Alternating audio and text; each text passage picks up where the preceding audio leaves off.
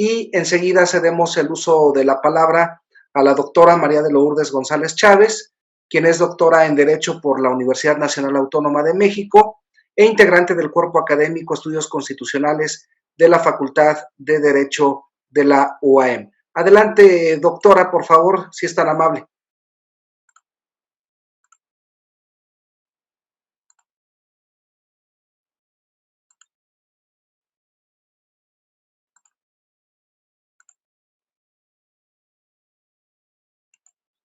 Si nos abre su micrófono, doctora, por favor.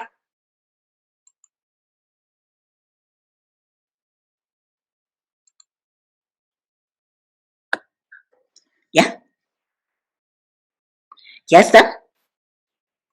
Sí, doctora. Bueno, mire, les decía yo que les agradezco la oportunidad que me entregaron para poder participar en este evento. Para mí es muy importante porque es una de las partes de mi área, de las áreas de conocimiento. En primer lugar, yo quiero manifestar que antes del derecho a la salud está el derecho a la vida. Y en México, desde hace mucho tiempo, tenemos ya violaciones a grupos vulnerables, como es la violación a los neonatos, a las personas de la tercera edad y a las personas que en un momento dado son ejecutadas por una sentencia. Bueno, ahora, aparte de eso, actualmente tenemos otro grupo vulnerable. Con la pandemia aparecen otros grupos vulnerables, que son las personas de la tercera edad y quienes por accidente entraron a un hospital y se vieron contagiados. Entonces, ante estas personas, ante este grupo, ¿qué es con lo que cuenta México? México cuenta con un sistema de asistencia privada, de asistencia pública, de seguridad social y de seguridad privada. Y desafortunadamente, en el momento de la crisis, no se dio una conjunción o una organización de todas estas entidades. Y cada quien ha trabajado desde su punto de vista en lo que ellos consideran conveniente. Los médicos han hecho su trabajo. Muchos han sido criticados porque en un momento dado han tenido que tomar la decisión de dejar con vida a una persona y de provocarle la muerte a otra. Pero nadie les dio un protocolo de cómo deberían de haber actuado. Junto con los médicos están las enfermeras, están los tanatólogos, están los camilleros, el personal de limpieza, los trabajadores sociales, los psiquiatras principalmente. Pero todos ellos están en un momento dado haciendo su mejor esfuerzo, pensando que lo que están haciendo es lo correcto. Pero ¿hasta qué punto nosotros, que estamos fuera del sistema de salud mexicano, estamos conscientes de que eso es lo que deberían de haber hecho o lo que no deberían de haber hecho? Bueno, ante esta problemática, entonces tenemos que aclarar, primero, el sistema de salud, que es un sistema de asistencia social, está coordinado por las instituciones del sector público y del sector privado, pero ellos no tienen una coherencia de cómo llevar a cabo estas acciones. Y por otra parte, en los últimos meses y en el último año hubo un recorte muy fuerte presupuestal que impactó en la salud de los económicamente débiles. Después vienen los sistemas de salud,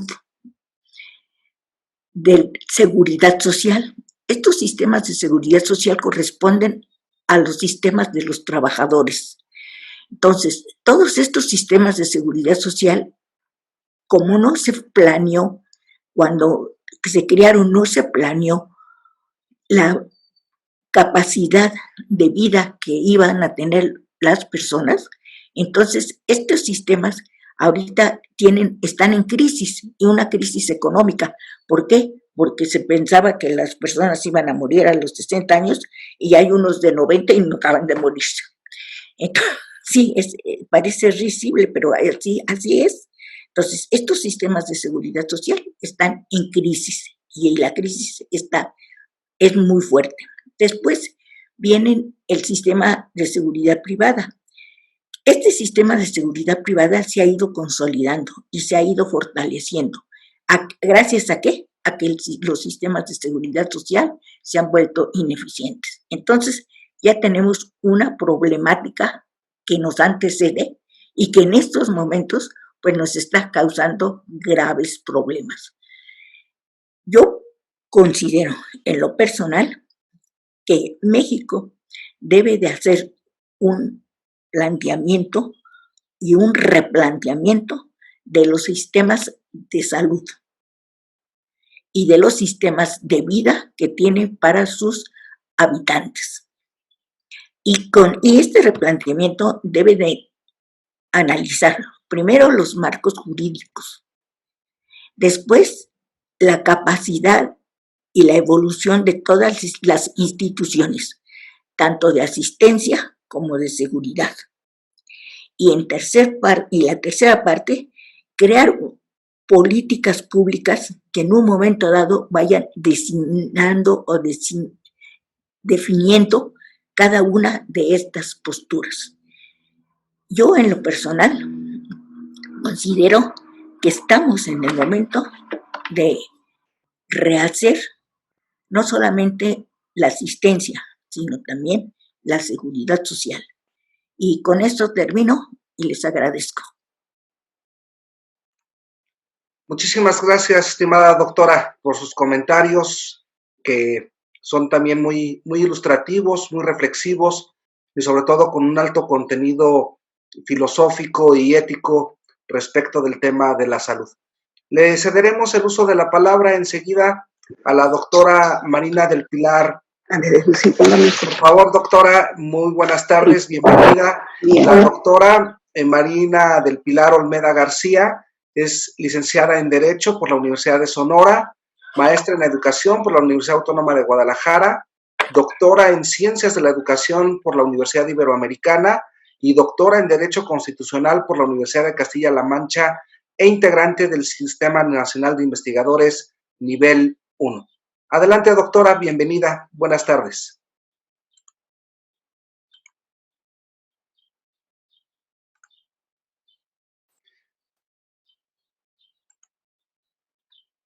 Si nos regala su audio, doctora, por favor. Listo. Gracias. Buenos días a todos. Nuevamente mi agradecimiento nuevamente a la organización de este foro, de esta reunión de estas reuniones de trabajo. En este caso, la segunda sesión, ¿verdad? La segunda mesa centrada en derecho humano a la salud. Gracias, doctor Enrique Uribe. Gracias, doctor Jorge Olvera, por permitirnos estos intercambios tan importantes en este momento. Bien, preparé un documento que lo estoy viendo un poco amplio. Me voy a ir muy rápido nada más, que nos va a servir para puntualizar mucho de lo que aquí se ha dicho. Propiamente va a ser una puntualización y podemos iniciar, doctor. Tenía aquí el nombre del doctor. Adelante para que lo vaya. Sí, miren, estos puntos son, naturalmente, el primero, la naturaleza y trascendencia del derecho humano a la salud. Y me voy a detener aquí nada más en este punto, en esta lámina, en esta diapositiva, para no tener que desarrollar todos los demás trabajos y podernos centrar más bien en algunas cuestionamientos y algunas proposiciones, criterios que permitan dar respuestas, o la intención es proponer ideas para que es nuestra obligación como académicos, ¿verdad? De cómo enfrentar esta situación y cómo podemos atender o mejorar la materia de salud, ¿no? El derecho humano a la salud. Es un primer punto sobre naturaleza y trascendencia del derecho humano a la salud, que mucho se ha discutido, naturalmente, no solo en esta mesa, sino que es el centro, ¿verdad? El centro de lo que estamos viviendo con esta pandemia. En unos siguientes apartados me ubico en la parte normativa. Como ya se ha dicho, existe toda una raigambre tanto convencional como en el ámbito naturalmente universal, como en el derecho interno, tanto en la estructura constitucional como la legislación reglamentaria. Entonces, en este documento, que lo voy a dejar a disposición de la Universidad Autónoma del Estado de México para sus estudiantes, que lo puedan consultar posteriormente. Se describe, entonces, decíamos, después del primer enfoque con una visión filosófica, epistemológica sobre naturaleza y trascendencia humana a la salud, en un siguiente momento, un breve listado de las bases convencionales y la normatividad nacional en esta materia. Luego, algo fundamental desde el punto de vista de análisis es la bioética, ¿no? Esa visión del derecho humano como en una manera integral, como lo identifica la bioética.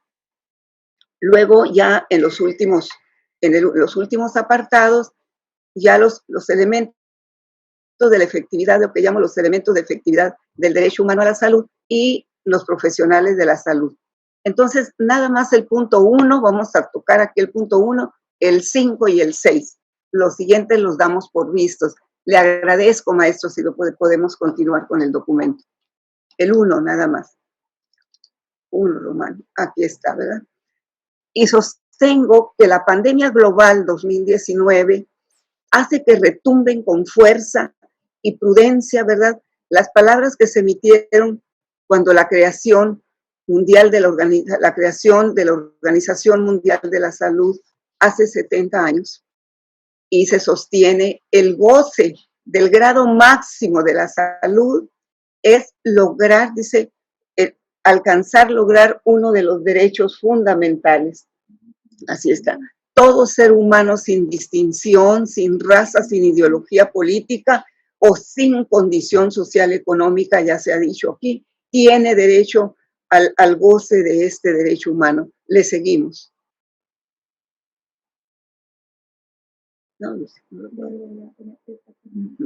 Le seguimos, maestro, sí. En este sentido, el derecho a la salud está condicionado a puntos fundamentales como el acceso a agua potable y saneamiento, el acceso a alimentos, a vivienda, a educación, a condiciones de trabajo seguros.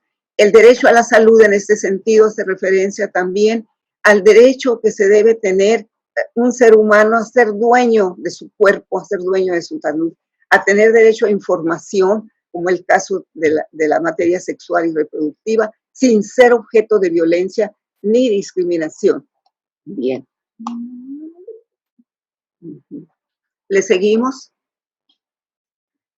El derecho a la salud en este sentido parte de la idea de que la atención de la salud debe estar centrada en la persona, que es la materialización de este derecho en la práctica clínica. Es un derecho a la intimidad de ser tratada con respeto y dignidad.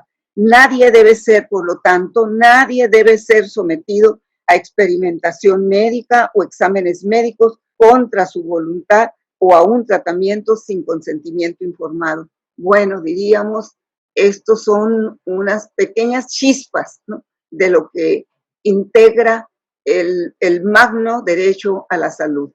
Vamos a pasarnos en todos los siguientes puntos, como ya decíamos: normatividad internacional, le seguimos, la normatividad universal y la normatividad nacional. Le seguimos, sí, así está. Ahora bien, el derecho humano a la salud y bioética, un momentito nada más aquí en este punto. Tenemos el nacimiento de la Comisión Nacional de Bioética. Hay que hacer un recordar, aquí les voy a dejar unos datos que nos recuerdan cómo nace la Comisión Nacional de Bioética y los desarrollos que tuvo. Nos encontramos, como ya habíamos dicho, ya en el caso de la comisión, desde 1992 se creó un primer Consejo General de Salud bajo la visión del doctor Manuel Velasco. Hay que mencionar su nombre también de este ser humano que tanto aportó en esta materia. Bueno, después está el doctor Soberón en el año 2000. Bien.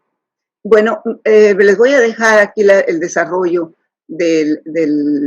tanto la parte de la estructura de la materia de bioética en México, como sus principios y fundamentos. Le seguimos.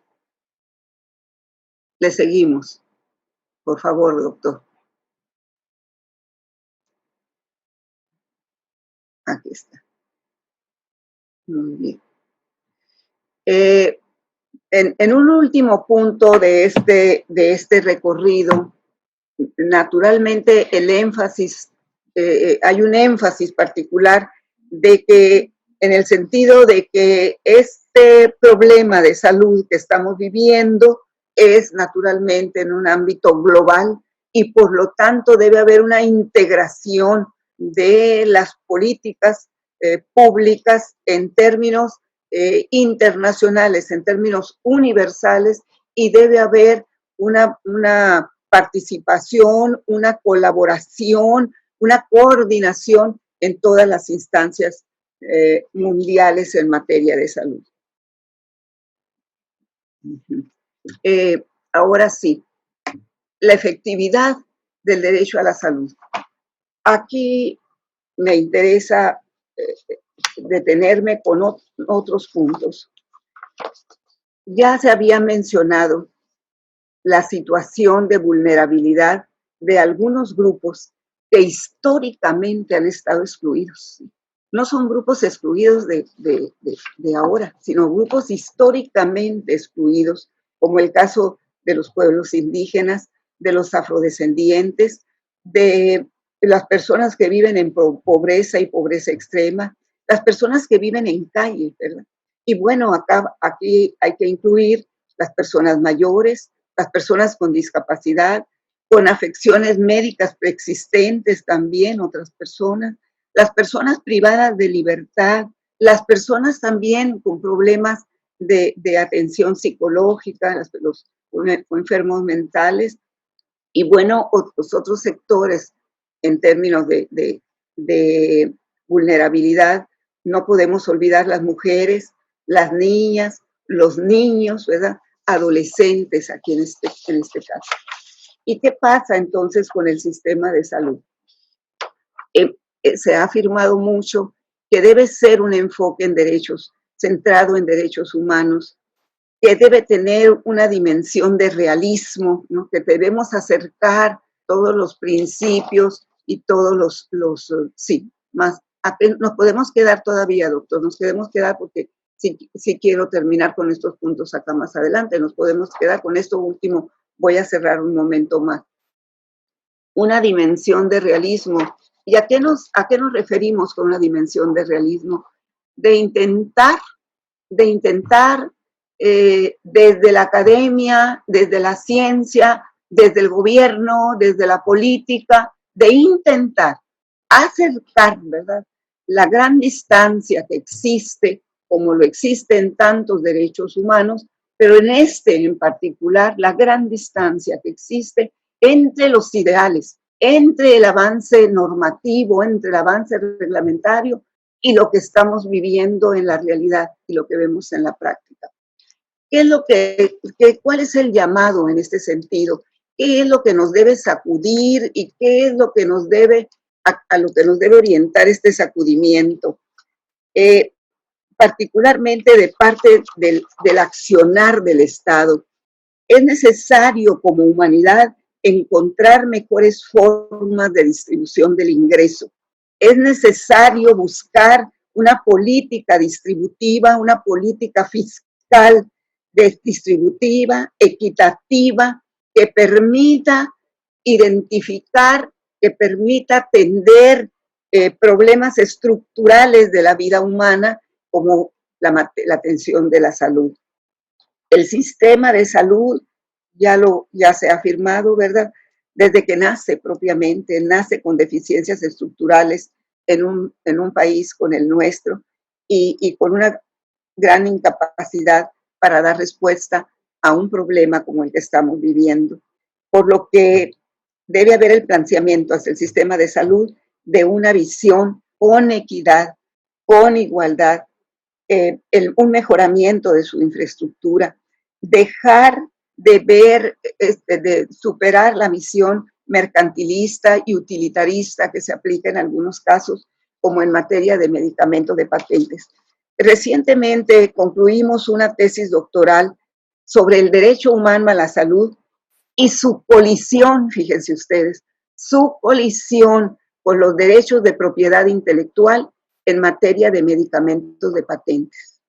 Encontramos que enfermedades muy graves como el SIDA, como la tuberculosis, hasta la misma diabetes y problemas del corazón, solo existen medicamentos de patentes y no, es un punto conocido, ¿verdad?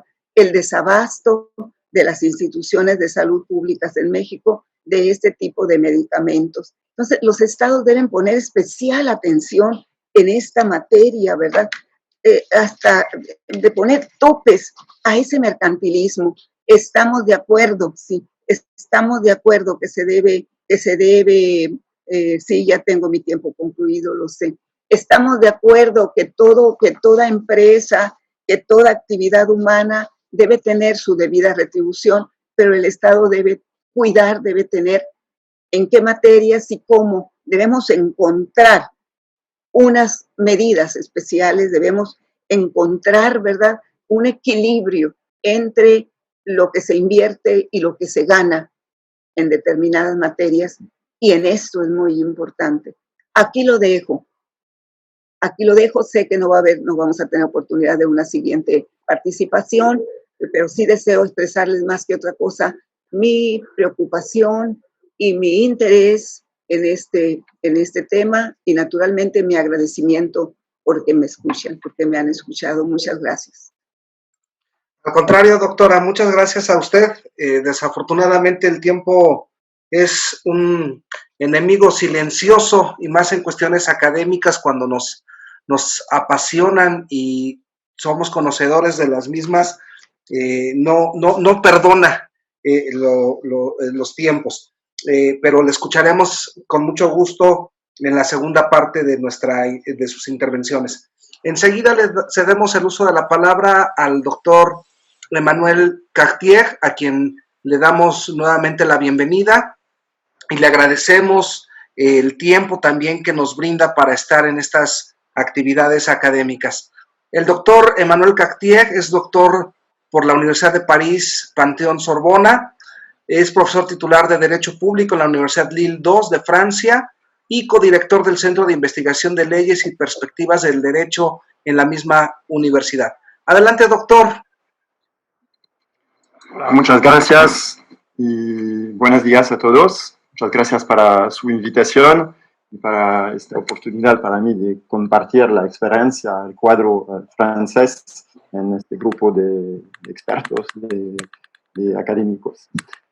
Quisiera empezar por una observación preliminar que viene, como mi colega Marina del Pilar, que viene del ámbito del campo internacional. Así, en el preámbulo de la Constitución de la Organización Mundial de la Salud,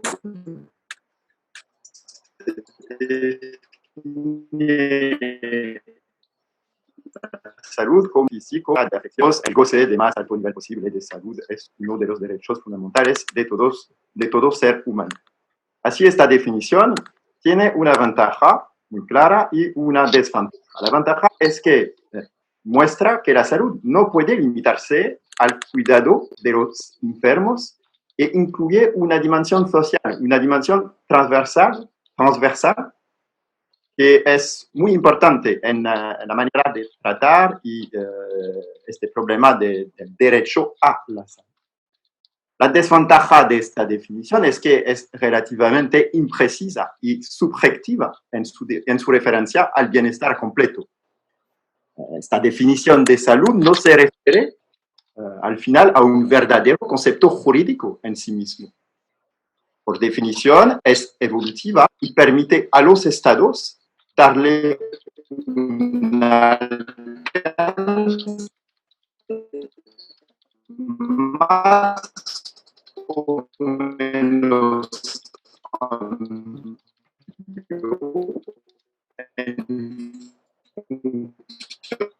de las opciones políticas. El COVID y su gestión por los gobiernos puso de relieve esta dimensión transversal de la salud, sea con las ofertas de atenciones para curar los contaminados o con las condiciones de vida durante el periodo de confinamiento. Y después de este periodo, caracterizada por una paráliza ¿es eso? De las economías y un acceso más complicado a los otros servicios públicos esenciales y a veces, como en otros países, no en Francia, pero en otros países, más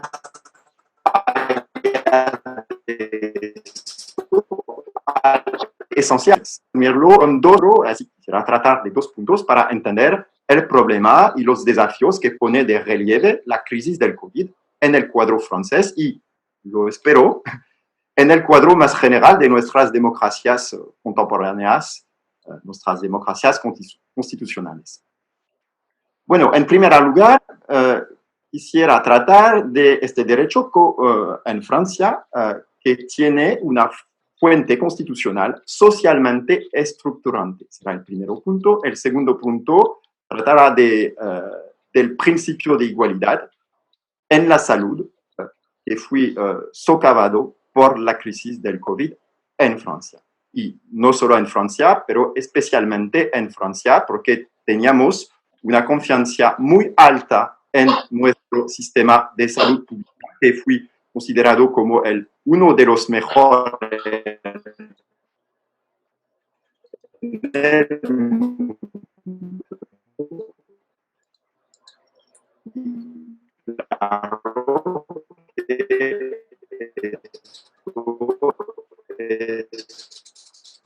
sí, es que es socialmente estructurante. Esta fuente constitucional es la del preámbulo de la Constitución de 46, que como tanto muchos de vosotros lo sabéis, es parte de nuestra Constitución de la Quinta República, que se refiere a este preámbulo. Este preámbulo es muy conocido. Aquí he copiado el texto en la conversación de grupos. Podéis leerlo.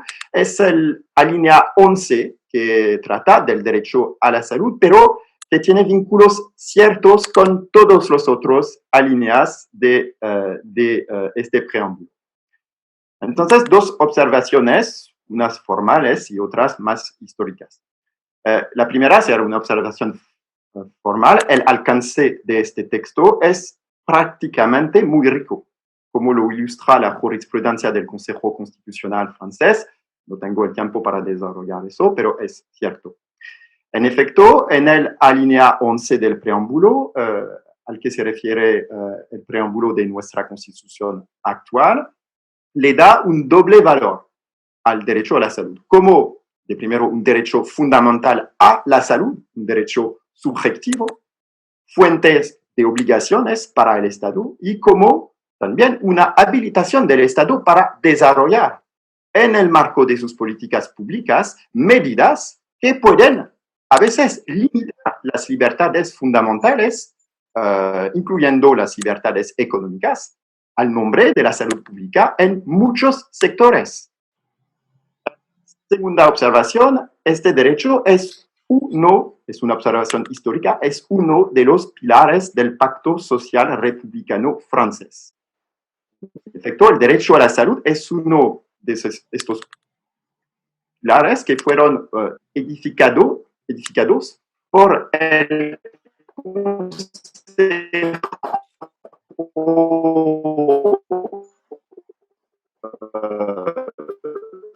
Superior régimen de la Guerra Mundial y que fue al origen del famoso programa elaborado en marzo 44 por este Consejo, Alto Consejo Nacional de la Resistencia, y que es la fuente del preámbulo de 46. Y este programa y el preámbulo, que es el resultado de este programa, tenía como ambición de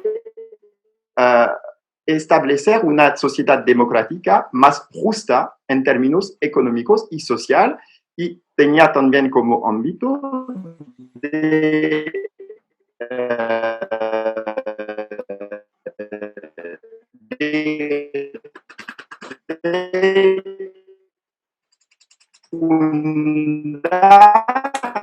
este texto particular, igual de la Declaración de los Derechos Humanos de 89. Y su ambición histórica era dar expresión concreta al principio de igualdad de todos y cada uno, según sus propias condiciones, como se puede ver en el texto, condiciones socioeconómicas y fisiológicas, ¿cierto? Hombres, mujeres, niños, personas fisiológicamente vulnerables, trabajadores, etc., frente a los peligros de la vida en sociedad. Constituye así una de las piedras angulares de la seguridad social en el sentido genérico del término y convierte al Estado en su deudor. El Estado es un derecho de crédito contra el Estado. De hecho, la realización del derecho a la salud está estrechamente vinculada a la realización de otros derechos humanos, como lo hemos visto antes con otros colegas, en particular el derecho a la alimentación, la vivienda, el trabajo, la educación, la no discriminación, el acceso a la información y quizás también la participación. Esta dimensión inclusiva es primordial y el preámbulo de 46 hace evidente esta vinculación. También tiene una dimensión universal que se puede ver de manera muy evidente en el texto, que fue concretizada por un acceso muy largo al sistema de atención francés.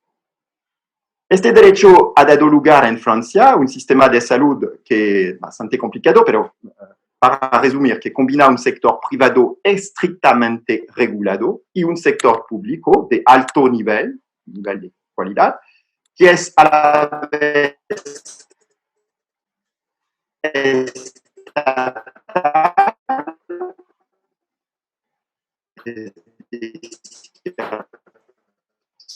centralizado, agencias estatales regionales de salud, beneficiándose de los vínculos directos con la investigación universitaria francesa, tiene un vínculo directo con el sector público de la salud, y también el monopolio de la formación médica es un monopolio estatal y durante mucho tiempo un alto nivel de inversión pública, ahora contrarrestado por una lógica de liberalización del sector de la salud, en la que las actividades asistenciales denominadas rentables se confían al sector privado, conservando el sector público los cuidados más pesados en un contexto de restricciones presupuestarias.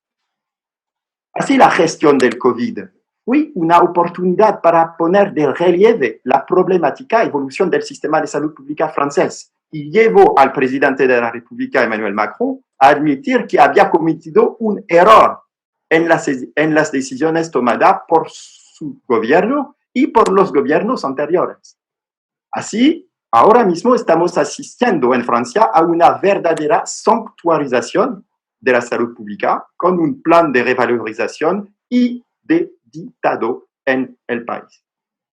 La gestión del COVID-19 también puso de relieve la deficiente coordinación entre la prestación de atención privada y los hospitales públicos, porque teníamos tanta confianza en el sistema público que el gobierno francés olvidó el sector privado y así hemos asistido a una gestión puramente pública de la pandemia y sin preocupación de las capacidades que eran altas del sector privado. Y entonces, esta articulación entre el sector público y el sector privado durante la pandemia fue problemática.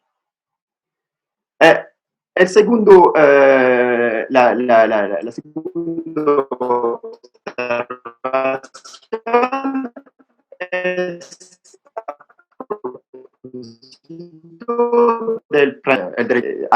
hay que ver que fui socavado por la crisis del COVID.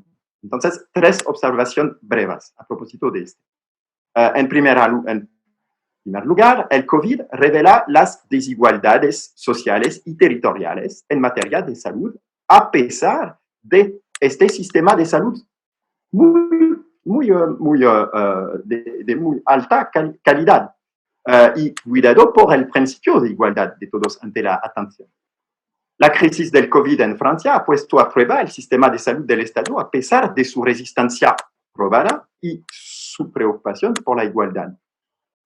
Así, la concentración de poblaciones vulnerables sociológicamente o fisiológicamente en ciertos territorios o incluso en ciertas zonas dentro de un mismo territorio, por ejemplo, en la región parisiana, ha dado lugar a la saturación de los servicios hospitalarios competentes con una elevada tasa de contaminación combinada con graves complicaciones médicas vinculadas a la vulnerabilidad de esas poblaciones sociales y fisiológicas con enfermedades o por su edad, por ejemplo, y a las dificultades del confinamiento en un contexto de promiscuidad en estas zonas residencial y de pérdida de empleo en estas zonas también, o de continuidad de empleo de una actividad profesional mal remunerada que no puede llevarse a cabo a distancia, pero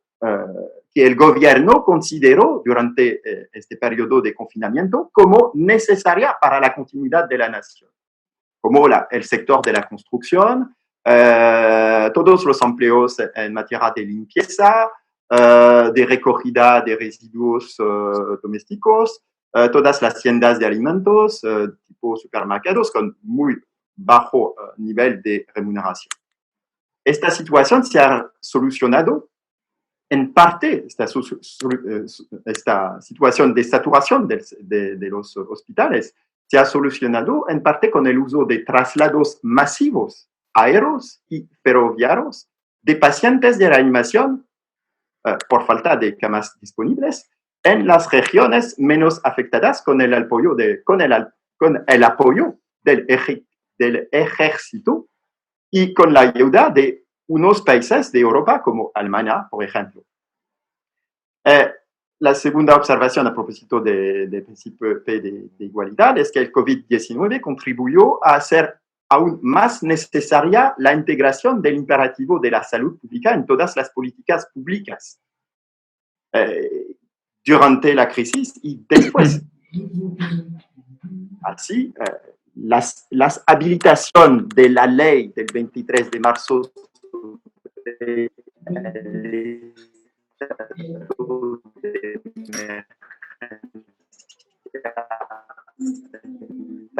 permite al gobierno, por ordenanza, sobre la base del artículo 38 de la Constitución, intervenir en todos los campos de la sociedad, tanto económicos como sociales, para integrar este imperativo de salud a todos los niveles, de manera provisional por el momento, pero el provisional en este ámbito no tiene fechas de vencimiento, sino que la del fin de la pandemia. En la cuarta observación es es también, me parece interesante la utilización del concepto de deber cívico como medio para combatir las desigualdades. Tengo que acabar ahora mismo. ¿Sí? Tengo un minuto, ¿no? Sí, doctor. Sí, ok. Más allá de los instrumentos de coacción puesto a práctica por el gobierno desde marzo de 2020 en Francia, y habiendo reducido fuertemente nuestras libertades individuales, la lucha contra el COVID se basa principalmente, es el caso en Francia, pero en otros países, en el respeto de las normas extralegales, formuladas progresivamente y no sin contradicción a veces por los expertos médicos mandados por el gobierno, distanciamiento social, desinfección frecuente de los manos, etc. Y estas reglas puramente sociales apelan al imperativo moral de cada ciudadano en el marco de un discurso político que se refiere en Francia expresamente a la antigua virtud romana. Es el caso en el discurso de Édouard Philippe ante la Asamblea Nacional el 28 de abril de 2020. Y consiste en que cada persona limite su propia libertad para permitir que los más vulnerables preserven